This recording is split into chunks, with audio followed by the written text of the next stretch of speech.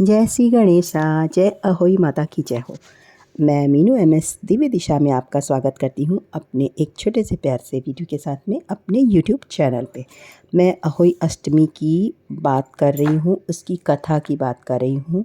ये अहोई अष्टमी क्यों रहते हैं, संतान की माता बच्चों की कुशल हेतु ये व्रत करती हैं और ये करवा चौथ के 4 दिन बाद होता है। अहोई अवही आठे भी कहा जाता है जिनको, और ये कागज़ में या दीवार में अंकित की जाती है। आजकल तो रेडीमेड कैलेंडर भी मिलते हैं अहोई अष्टमी के।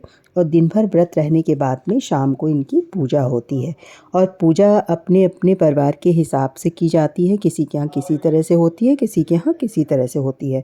और इसके बाद में अपने परिवार की प्रथा के अनुसार ही तारा और चंद्रमा देखने के बाद, दर्शन करने के बाद में व्रत तोड़ा जाता है।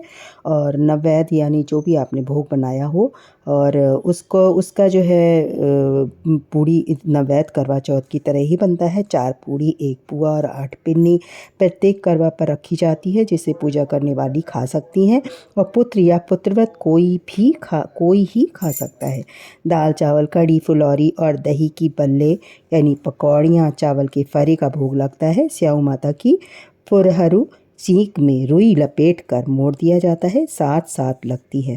करवा चौथ की तरह ऐपन से चंद्रमा बनता है और अर्घ दिया जाता है। पीपर बंदा का सेये दिन्हों बनवास अवही चंदा सेये, जिन दिन्हों घरवास अर्घ चंद्रमा का सुहान, पूजने वाली का नाम अमुक था। इस तरह से करके हमको अर्घ देना चाहिए चंद्रमा को। और उसके बाद में कथा, मतलब जब पूजा करते हैं उसी समय हमको हाथ में चावल और पुष्प लेके कथा सुननी चाहिए। तो कथा मैंने आपको 2 तो सुना दी है और तीसरी कथा मैं आपको सुनाने जा रही हूँ। आप वीडियो के अंत तक ज़रूर रहना। अगर आपके बच्चे के स्वास्थ्य को लेके या किसी प्रकार की कोई संतान नहीं हुई है तो आप अहोई अष्टमी का व्रत रह के ये कथा सुने, या फिर व्रत नहीं रह के आप कथा पहले सुन लो, उसके बाद में आप व्रत रहना अगले साल से स्टार्ट कर सकती हो। तो ये मैं आपको कथा सुनाने जा रही हूँ। तीसरी 2 मैंने डाल दिया। अगर आप पहली बार मेरा चैनल देख रहे हैं, वीडियो देख रहे हैं, तो चैनल को सब्सक्राइब करके बेल आइकन को दबा लें और कमेंट में जय अहोई माता ज़रूर लिखिएगा। अब ये मैं तीसरी कथा सुना रही हूँ, जय अहोई माता। ऐसे ही एक स्त्री थी, उसके बच्चे होते थे तो वे बचते ही नहीं थे। इससे वो बहुत दुखी रहा करती थी। सबसे सब कुछ उपाय करके देख लिया और सबसे उपाय पूछा करती थी, लेकिन कोई किसी के द्वारा उपाय कोई पता नहीं चलता था। लेकिन उसके पड़ोस में एक मुसलमान परिवार रहता था। उस घर की एक बहू इसकी सहेली थी, दोनों आपस में बात किया करती थी। एक दिन बच्चे के जीने की बात आई तो उस मुस्लिम बहू ने कहा कि तुम राजी तो हो तो एक उपाय बताएं। मेरे यहाँ अहोई की पूजा होती है, उसका फरा तुम खा लो तो बच्चा जी जाएगा।